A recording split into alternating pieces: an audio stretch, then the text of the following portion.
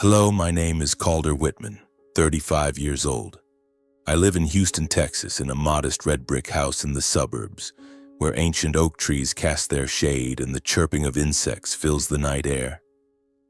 I am the deputy director of Whitman and Sons, a family-owned construction company where the word family sounds warm, but to me feels like a thorn lodged deep in my heart, aching day after day, never ceasing to hurt. I don't know where to begin this story, but perhaps I'll start with the early mornings, when I stand before the mirror trying to straighten my tie, staring into my own weary eyes and asking myself, what am I doing all of this for? I've spent my entire life trying to prove that I'm worthy of the Whitman name, worthy of recognition from my father, Charles Whitman, the patriarch of this construction empire. But the harder I try, the more I feel like an invisible man, a faint shadow in my own family. Today is a day like any other. I wake up at 5 in the morning, brew coffee in the quiet kitchen, and listen to Mila, my wife, softly humming an old song in the living room. Mila is an art teacher, a gentle and profound soul, the only person in the world who makes me feel I don't need to shout to be heard. She's painting something. Probably a vibrant, abstract piece that I'll never fully understand but always find comforting to look at. Calder, she calls, her voice as light as a breeze. Don't forget to eat breakfast. I made some toast for you. I smile, but the smile isn't strong enough to hide the heaviness in my heart. I drive to the office, passing through Houston's sun-drenched streets. Whitman and Sons is located downtown, a gleaming glass building with the company logo etched on a polished brass sign. I walk in, greet a few employees, and receive polite but cold nods in return. They know who I am, the eldest son of Charles Whitman, but their eyes always say something else. You're nothing. And I've grown used to it. So used to it that it no longer hurts as it once did, just a numbing sensation like touching an old scar. My office is on the 12th floor, a small room with a window overlooking Houston's skyline. I sit down, open my laptop, and review spreadsheets and reports. Numbers are where I find safety. I'm good with them, so good that no one in the company can do better. 3 years ago, I saved the company from potential bankruptcy when a major project in Dallas nearly collapsed due to my younger brother Ryan's mistake. But Charles never mentioned it. Not a word of thanks, not a pat on the shoulder. Instead, he called Ryan into his office, patted him on the back, and said, "Good job, son. You've learned how to handle a crisis." I stood outside the door, hearing every word, feeling as if someone had punched me square in the chest.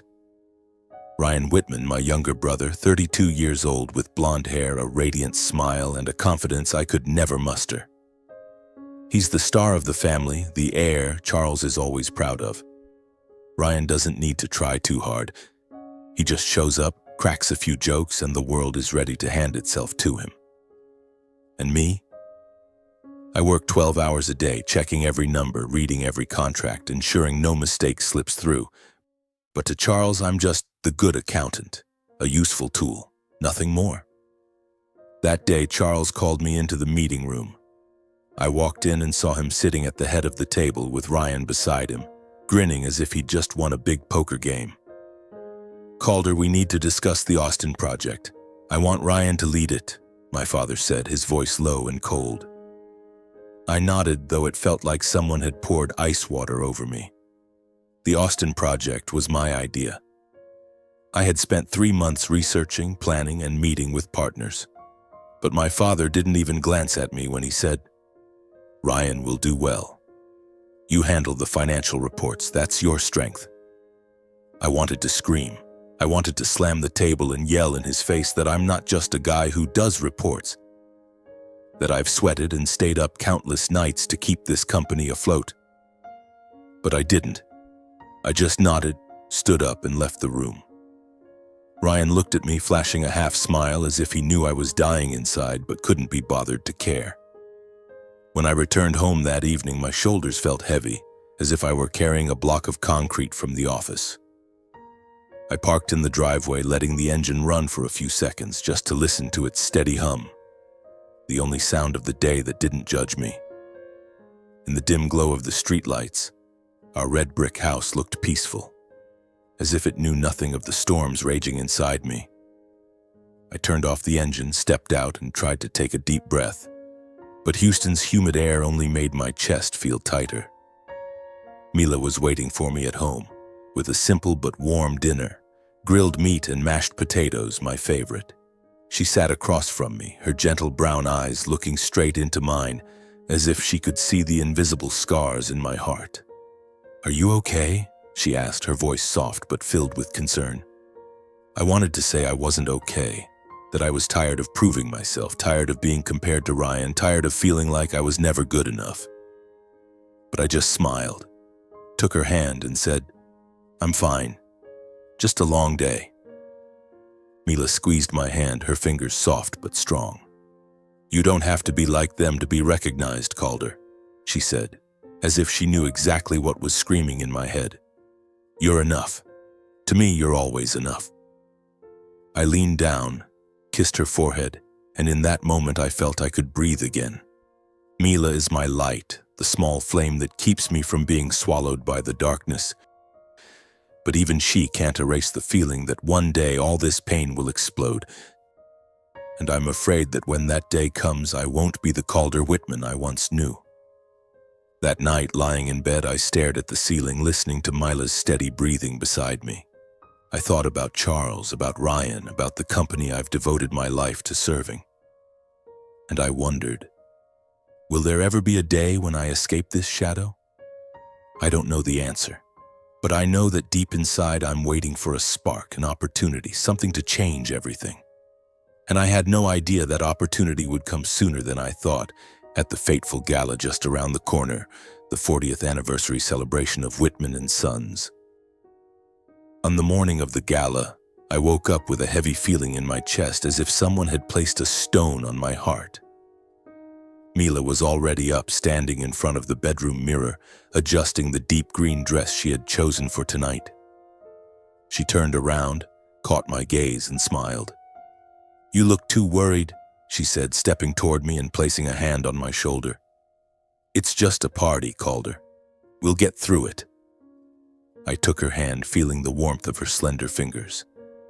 "I'm not worried about the party," I said, though we both knew it was a lie. "It's just, I know Charles will do something. He always does." Mila didn't say anything, only squeezed my hand, as if trying to pass me some strength to face the storm that was coming. The gala was held at a luxurious hotel in downtown Houston, where crystal chandeliers sparkled like stars and vibrant red velvet curtains adorned the walls. Whitman and Sons had rented the grandest ballroom, filled with round tables draped in white silk and expensive wine glasses that infused the air with a sweet aroma. As Mila and I walked in, soft jazz music played, mingling with the lively chatter and laughter of the guests, partners, investors, senior staff, and reporters hunting for stories about my family's construction empire. I wore a black suit with a green tie to match Mila's dress. She held my arm, walking confidently, but I could feel the eyes of the crowd on us, or rather on me. A few people nodded in greeting, but most only glanced briefly, as if I were an insignificant detail in this lavish scene. Ryan, of course, was the center of attention. He stood near the bar, wearing a perfectly tailored gray suit, laughing and talking with a group of investors. Charles was by his side, patting Ryan's shoulder, his eyes gleaming with pride. My stomach churned, but I kept a smile plastered on my face, like the mask I'd worn my whole life. "Calder, are you okay?" Mila whispered, gently squeezing my arm. I nodded, but my throat felt dry. I knew what was coming. Charles had planned this gala not just to celebrate the company's 40th anniversary, but to announce something monumental. And I had a sinking feeling it would be another blow to my self-esteem. We found a table near the corner of the room where I could observe without drawing too much attention. Mila started chatting with a few guests, her voice gentle and warm, always knowing how to ease a tense atmosphere. I sipped my wine, trying to focus on its slightly bitter taste instead of the growing unease in my chest. Then the microphone crackled, cutting through the music and laughter. Charles stepped onto the stage, his black suit exuding authority, his silver hair meticulously combed. He tapped the mic lightly and smiled at the crowd. "Ladies and gentlemen," he began, his voice deep and commanding, "tonight is a special occasion. 40 years ago, Whitman & Sons was just a small dream in my garage. Today it is an empire, and I'm proud to stand here and share this success with all of you." The crowd erupted in applause, the sound crashing like a wave. I sat still, my hand gripping the wine glass tightly. Mila placed her hand on my thigh, a small gesture that reminded me she was there by my side.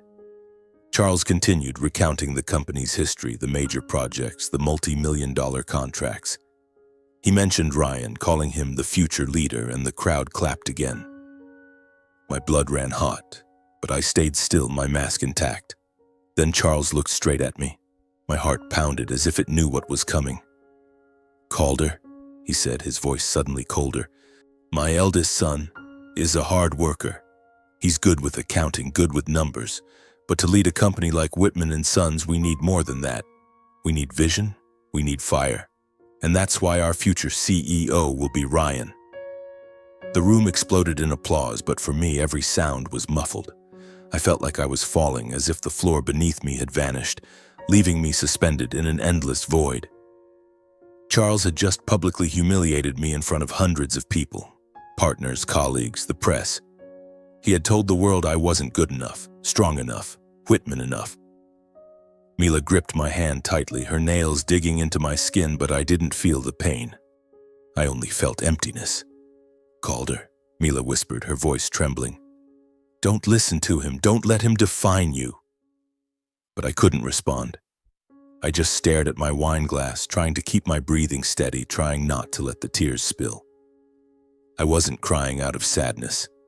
I was crying out of anger, out of the helplessness that had weighed me down for 35 years. The gala continued, but I no longer heard anything. Ryan took the stage, delivering a confident thank you speech, and the crowd cheered again. I wanted to stand up to leave, but Mila held me back. "Stay," she said, her voice firm. "You don't need to run. You're stronger than this." I looked into Mila's eyes, saw the resolve in them, and knew she was right. Running would only prove Charles correct, that I wasn't strong enough, wasn't fiery enough. So I stayed, sitting up straight, though every breath felt like a dull blade cutting into my chest. The crowd kept laughing, the clink of wine glasses rang out, and the chandeliers glittered as if mocking my powerlessness. I took another sip of wine, but it only made my throat more bitter. And then, in a quiet moment amidst the noise, I sank into thought, and an image of my mother, Catherine, flashed into my mind, vivid as a painting crafted from memory. My mother was always a light in my darkest days. I remembered summer afternoons in Houston when I was 6 or 7, when she would take me to the backyard, where she tended a bed of vibrant red carnations. She'd sit on the grass, singing old folk songs, her voice clear as wind chimes. "Calder, my boy," she'd say, stroking my hair, "you have a strong heart. Don't let anyone make you think otherwise." I'd lie beside her, watching clouds drift across the sky, feeling the world was peaceful, as if there were no Charles, no cold words, no dismissive looks.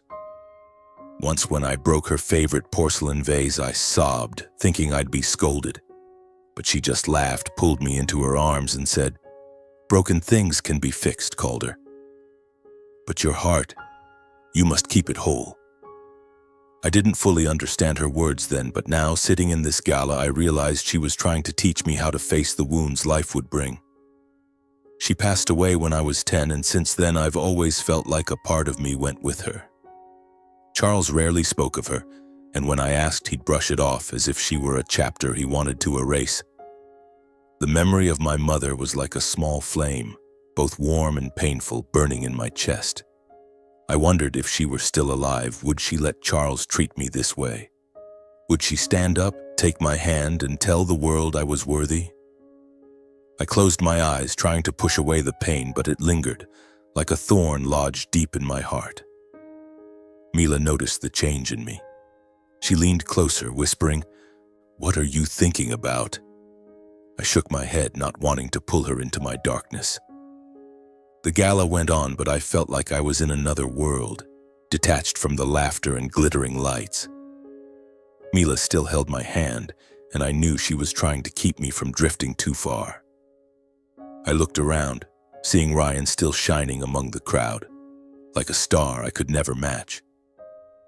Charles stood nearby, continuing to chat with investors, his eyes never turning toward me. Then, as the gala neared its end, a middle-aged man approached our table. He was tall, with salt and pepper hair, wearing a simple gray suit that still exuded authority. He looked at me, his gaze sharp but not hostile, as if searching for something in me. "Calder Whitman, right?" he asked, his voice low and calm. I nodded, slightly surprised. "I'm Robert Sinclair," he said, extending his hand. "An investor. I'm here at the invitation of one of your company's partners." I shook his hand, feeling its strength and warmth. "Pleased to meet you," I said, my voice polite but hollow. I wasn't in the mood for small talk, but Mila smiled and invited him to sit. Robert declined politely. He just stood there looking at me strangely, as if trying to read a book he'd long forgotten. Then he asked, his voice slow, almost a whisper, "What was your mother's name?" I froze. The question came out of nowhere, like a stone thrown into a still lake. "Why do you ask?" I replied, my tone slightly guarded.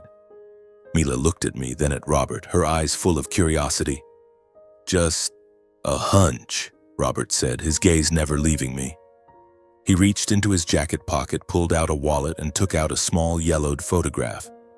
He placed it on the table and slid it toward me. I leaned down and my heart seemed to stop. It was a photo of my mother, Catherine, from her younger days, with the gentle smile I could never forget. Her eyes in the photo sparkled, but they also carried a sadness I hadn't noticed as a child. "This is," I whispered. I looked up at Robert, and for the first time I saw his eyes were red, as if he were holding back something. "How do you have this photo?" I asked, feeling the world shrink until it was just me, Robert, and the faded picture on the table. Robert didn't answer immediately. He just looked at me, his eyes full of an emotion I couldn't decipher. "We need to talk, Calder," he said, his voice low like a promise. "But not here. Not tonight."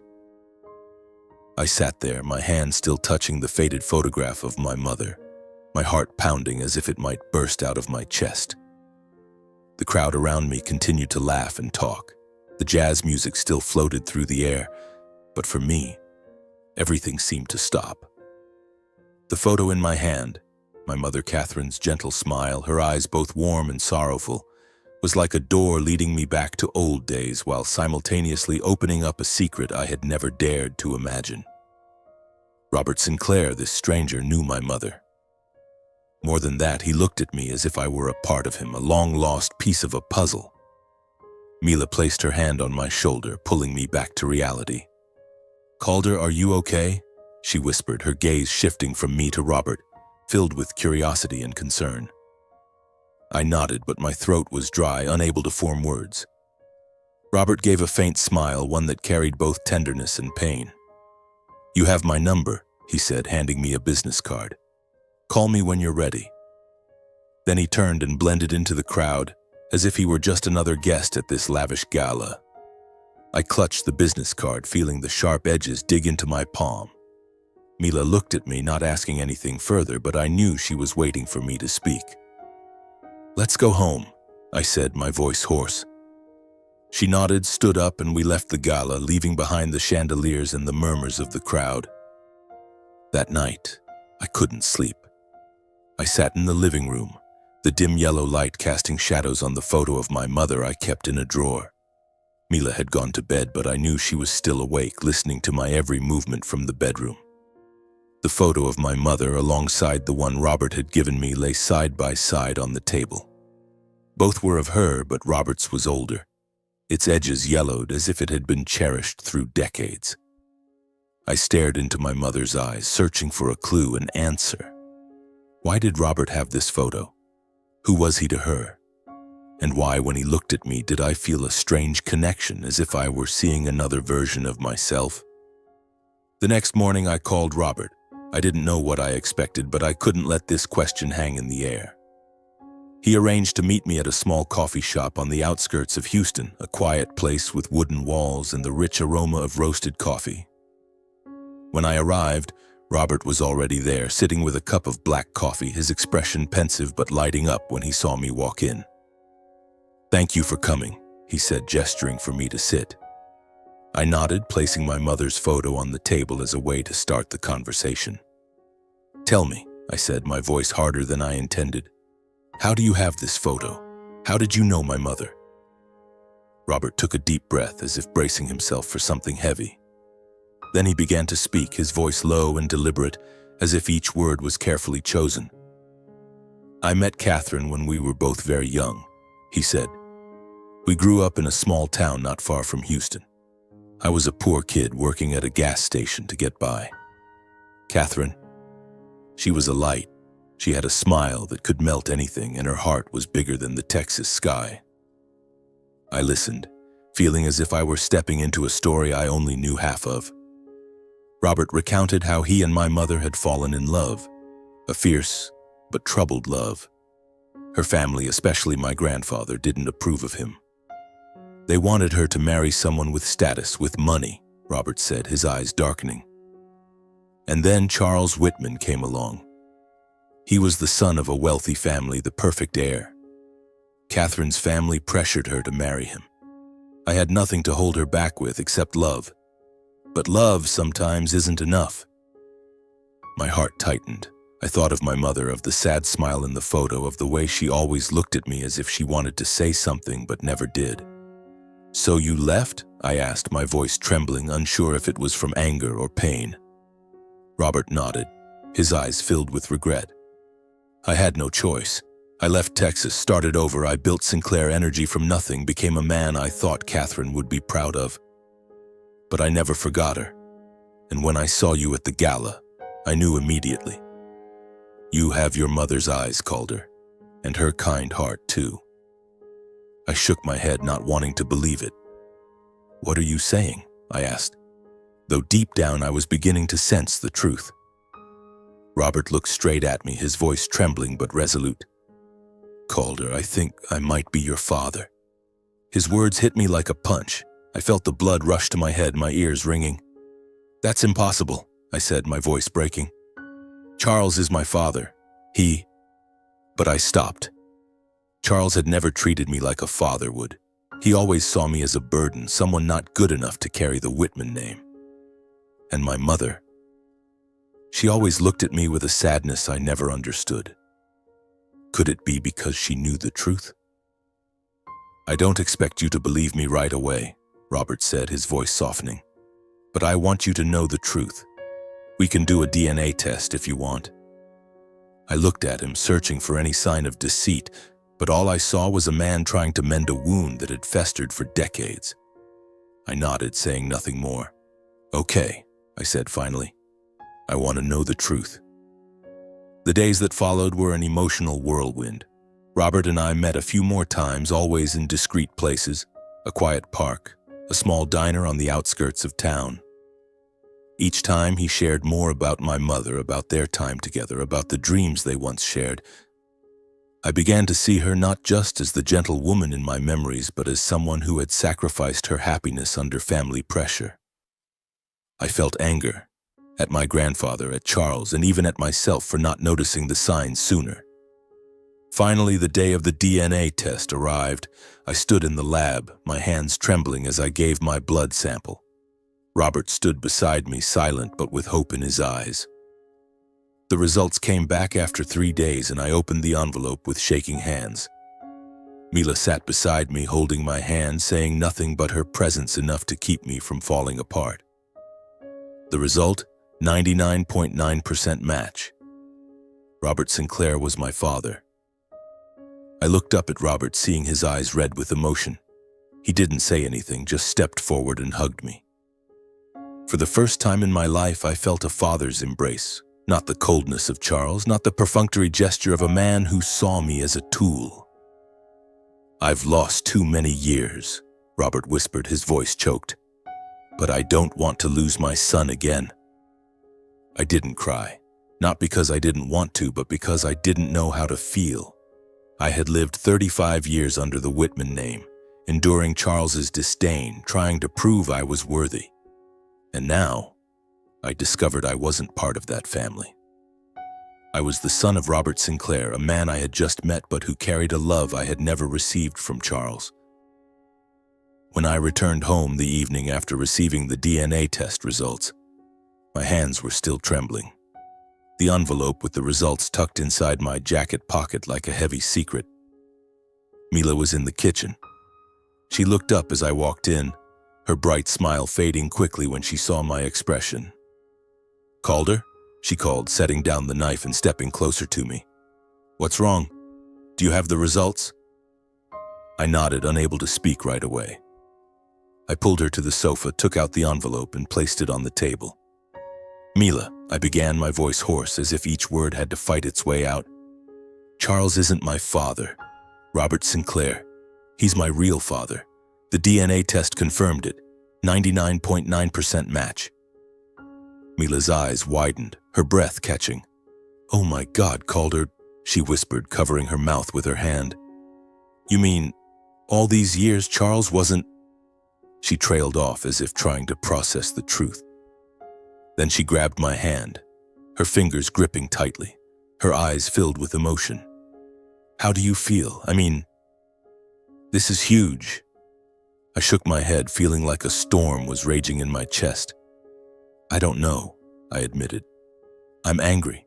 Angry at Charles for treating me like I was expendable. Angry at Mom for never telling me the truth. But at the same time, I feel relieved, Mila. Like I've found a piece of myself I didn't know I'd lost." In the days following the DNA results, I was like a ghost. I still went to work, still reviewed spreadsheets and financial reports at Whitman & Sons, but my mind was elsewhere. I thought about Robert, about my mother, about the stories he'd shared. Sinclair Energy, the company he mentioned, kept lingering in my thoughts. I knew it was an oil and gas company, but I had never really looked into it. One evening, while Mila was painting in the living room, I sat at my computer quietly researching Sinclair Energy. What I found left me stunned. Sinclair Energy wasn't just an ordinary oil company. It was one of the largest conglomerates in Texas, with projects spanning from oil extraction to renewable energy. The press called Robert Sinclair a self-made billionaire, a man who started from nothing and now owned a fortune worth billions. I read articles about him, about how he overcame poverty, about the bold deals that propelled Sinclair Energy to the top. One article described him as a man who never gives up, and I felt a strange connection, as if I were seeing a part of myself, a part I'd never been allowed to explore. I closed the laptop, feeling like I'd opened a door I wasn't sure I wanted to step through. Mila noticed my silence. She set down her paintbrush, walked over, and sat beside me on the sofa. "Did you find something?" she asked, her voice gentle but curious. I took a deep breath, trying to sort through my tangled thoughts. "Robert Sinclair," I began, my voice slightly shaky. "He's not just some investor, Mila, he's a billionaire. Sinclair Energy. His company is several times larger than Whitman & Sons. He built it from nothing, without a wealthy family or any backing." Mila's eyes widened, her eyebrows rising in surprise. "A billionaire?" she repeated as if she couldn't believe her ears. "You mean, that man, your real father, is a self-made billionaire?" She leaned toward me, her eyes sparkling. "Calder, do you realize how big this is? He's not just your father. He's someone who's done extraordinary things." I nodded, but my heart felt heavy. "I know," I said, my voice lowering. "But it also scares me. If he's really my father, why didn't Mom ever say anything? Why did she let me grow up with Charles with all that disdain?" Mila took my hand, her fingers intertwining tightly with mine. "Maybe your mom didn't have a choice," she said, her voice soft but firm. "But now you have a chance, Calder. A chance to understand her, to understand yourself. And if Robert is your father, then you carry a part of him. His strength, his resilience. You don't need to be a Whitman to prove that." I looked at her, feeling a small spark flicker in the darkness.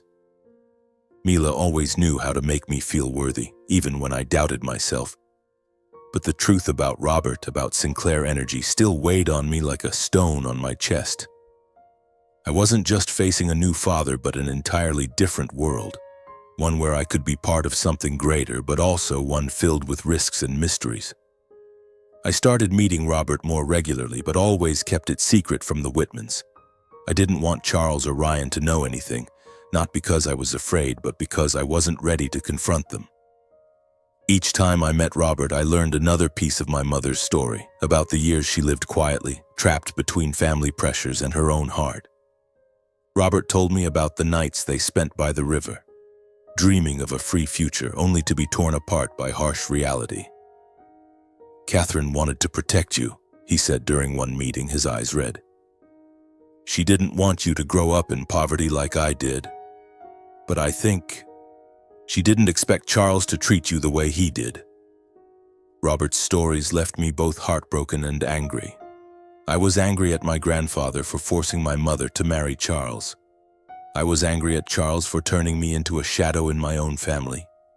And I was angry at myself for not seeing the truth sooner. But above all, I felt a longing to understand my mother, to understand Robert, and to find myself.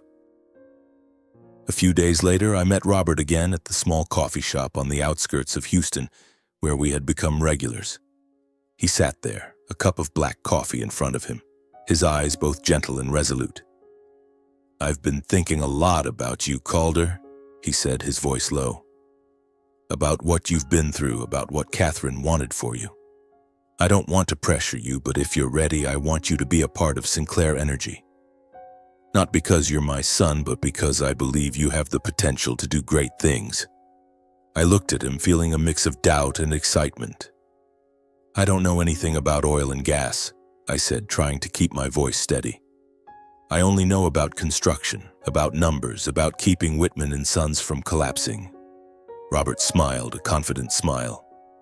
"Numbers are the universal language of every industry, Calder. And I've seen how you work. You're meticulous, you're smart, and you don't give up. That's what I need. Start as a regional finance director. You'll learn, and I'll be by your side."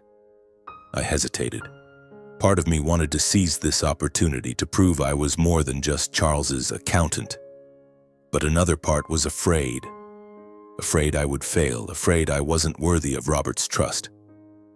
Then I thought of Mila, of my mother, of the years I'd spent living in the shadow of the Whitman family. "Okay," I said finally.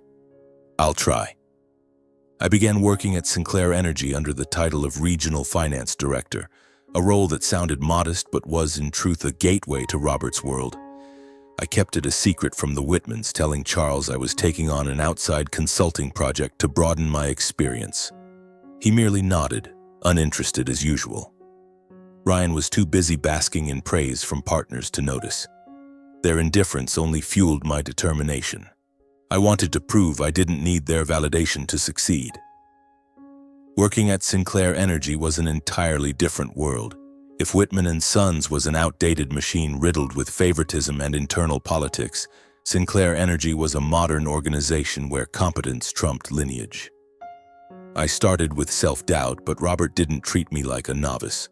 He gave me real responsibilities, analyzing finances for new projects, assessing risks for investment deals, and even joining negotiations with international partners. Each day was a challenge, but also an opportunity to learn, to prove I could do more than what Charles had ever credited me for. After about 6 months of juggling my role as a finance director for both companies, I finally made my decision. I would resign from Whitman and Sons. I wrote a resignation letter, simple, concise, with no unnecessary explanations. I brought the letter to Charles' office, my heart pounding, not out of fear but from a growing sense of liberation. He was seated behind his desk, reviewing a report, barely glancing up as I entered. "What's this, Calder?" he asked, his voice cold, as if I were just an insignificant employee. "My resignation letter," I said, placing it on his desk. "I'm leaving the company in 2 weeks." Charles frowned, finally looking at me, but his eyes held no surprise or regret. "Resigning?" he repeated, his tone dripping with disdain. "What do you think you'll do out there, Calder? You're only good with numbers, but you lack vision. Without my support, you'll fail in no time." I stood there listening to the familiar words he'd used to crush me for 35 years, but this time they didn't hurt. I only felt pity for a man too blind to see anyone's worth beyond Ryan. "Thanks for letting me know," I said, my voice calm. "But I think I'll find my own way." I turned and walked out, not waiting for his response. As the office door closed behind me, I felt as if I'd shed a burden I'd carried my entire life. Charles didn't know, and I had no intention of telling him, that I'd found my place, Sinclair Energy, and more importantly, a real father. He also didn't know that my decision to leave wasn't just about walking away. It was the start of a bigger plan, one that would make him and Ryan face the consequences of years of belittling me. Over the next 2 years, I poured my heart and soul into Sinclair Energy. From my role as regional finance director, I quickly proved myself through sharp analyses and bold strategies. Robert wasn't just a father, he was a mentor, teaching me to see beyond numbers, to seize opportunities in seemingly impossible situations. I worked tirelessly, from long meetings to international business trips, and gradually I became more than just an employee. I became indispensable to the company. After a major project with a Norwegian energy conglomerate, where I successfully negotiated a contract worth hundreds of millions of dollars, Robert called me into his office. "Calder," he said, his eyes filled with pride, "you've proven you're not just my son. You're a leader. I want you to take on the role of Vice President of Strategic Development. You'll help shape the future of Sinclair Energy." I was stunned. Vice President of Strategic Development, a role that demanded not just financial acumen, but vision, creativity, and leadership. I looked at Robert, searching for words, but could only nod. "Thank you," I said, my voice hoarse. "I won't let you down." Robert smiled and patted my shoulder. "You've never let me down, Calder. You remind me of Catherine. She always believed you'd achieve great things." My life, after decades, had never been brighter. It shone even more brilliantly one day when Robert called me into his office.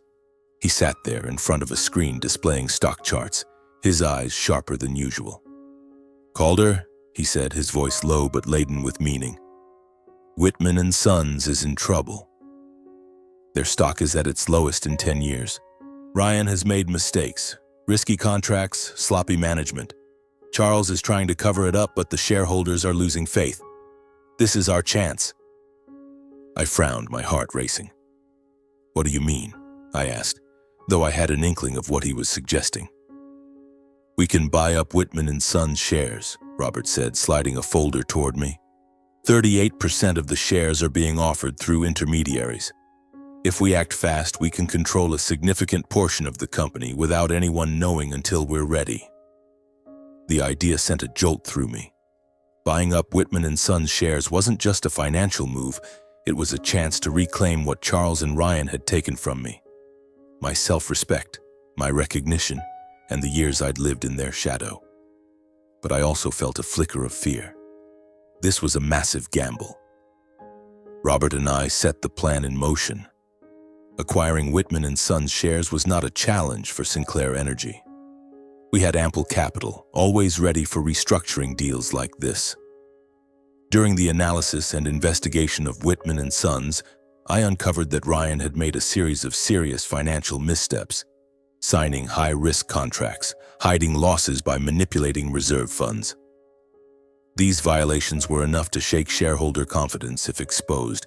I saved every piece of evidence, every number, every email, like bullets waiting for the right moment to be fired. The day of the extraordinary shareholders' meeting arrived, and I felt like I was standing on the edge of a cliff, looking down into an abyss. Robert and I were prepared, holding 38% of the shares, enough to shift the balance of power. Mila hugged me before I left the house, whispering, "Today is your day, Calder. Show them who you are." The The meeting took place in Whitman and Sons' largest conference room with sunlight streaming through the glass windows, illuminating the company logo on the wall. Charles sat at the head of the table as authoritative as ever. Ryan was beside him, confident as if unaware that the company was teetering. The shareholders murmured, not expecting that today would change everything. I walked in, Robert by my side. Charles frowned when he saw us. "Calder, what are you doing here with Mr. Sinclair?" he asked, his voice icy. I sat down, for the first time not at the corner of the table but across from Charles, on the other side. Robert sat beside me, his gaze calm but razor-sharp. I took a deep breath, opened my folder, and began. "Dear shareholders," I said, my voice clear despite my pounding heart. "I represent Sinclair Energy. We currently hold 38% of Whitman and Sons shares. We propose a restructuring of the company, starting with a review of its current leadership." The room fell silent, then erupted in whispers. Charles slammed the table, his face red with fury. "Who do you think you are to do this?" he roared. "You're a nobody, Calder. You walked away and now you dare come back to destroy this family?" I slid the folder toward the shareholders, containing evidence of Ryan's financial misconduct, failed contracts, hidden losses, manipulated data in emails. "This is what's been happening under Ryan's leadership," I said, my voice sharp and cold. "Whitman and Sons cannot continue like this." Ryan's face paled and he tried to protest, but the shareholders were already flipping through the documents, whispering heatedly. Charles stood, pointing at me.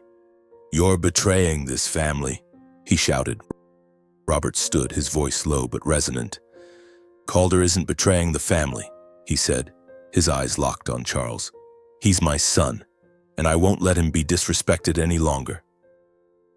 The conference room seemed to freeze. The murmurs of the shareholders stopped, leaving only a heavy silence hanging over the room. Charles looked at Robert, then at me, his face shifting from flushed red to ghostly pale, as if the blood had been drained from him. His mouth opened, but no words came out. Ryan, sitting beside him, gripped the armrests of his chair, his eyes wide, staring at me as if I had transformed into a complete stranger. "What?" Ryan stammered, his voice trembling, the usual confidence he exuded evaporating for the first time. "Calder, what are you saying? He's your father?"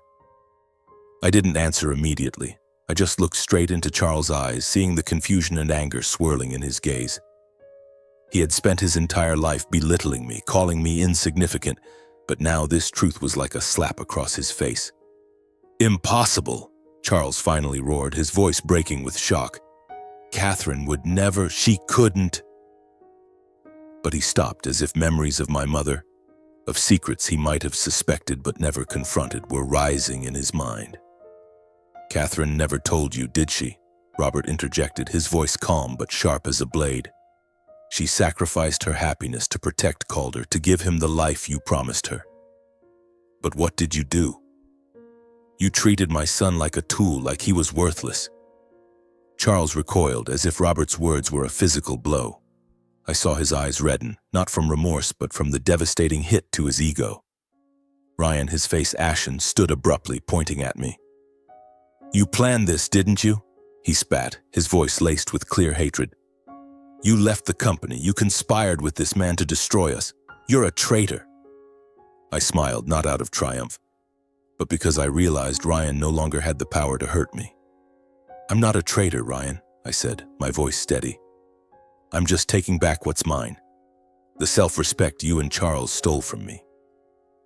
Before Charles or Ryan could say more, an elderly shareholder, Mr. Henderson, stood up, his voice stern. "Enough," he said, looking at Charles and Ryan. "The evidence Calder has provided shows gross mismanagement and serious financial misconduct. The board cannot continue to place its trust in you both.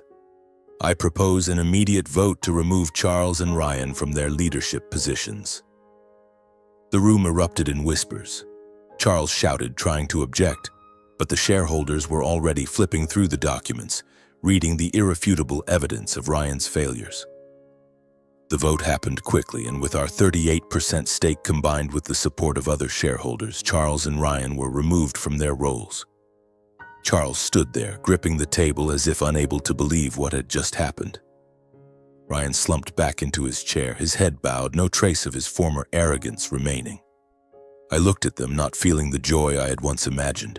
Instead, I felt relief, as if a door had closed on years of pain. Robert placed a hand on my shoulder, whispering, "You did it, Calder." I nodded, knowing this wasn't the end, but the beginning of a new chapter. The conference room gradually fell quiet, with only the faint murmurs of shareholders and the sound of Charles's footsteps as he left. He didn't look at me, didn't say another word, but I saw his shoulders slump, as if the world he had built had crumbled in an instant. Ryan, his head bowed, was led out by an assistant, his eyes still flickering with anger but stripped of the arrogance he once carried. The board, after voting to remove Charles and Ryan, began discussing the future of Whitman and Sons. I sat there, still clutching the folder of documents, feeling as if I had just walked through a storm I wasn't sure I was ready to face. Mr. Henderson, the elderly shareholder, stood up again. "Calder," he said, his voice deep and authoritative, "you've shown us the misconduct we failed to see. You've proven your capability not just through numbers, but through determination and vision. I propose that you take on the role of interim CEO to guide the company through this transition." I froze, my heart pounding. CEO of Whitman and Sons, a position I had once dreamed of but never thought I'd achieve, not because I wasn't capable, but because Charles had always said I wasn't worthy.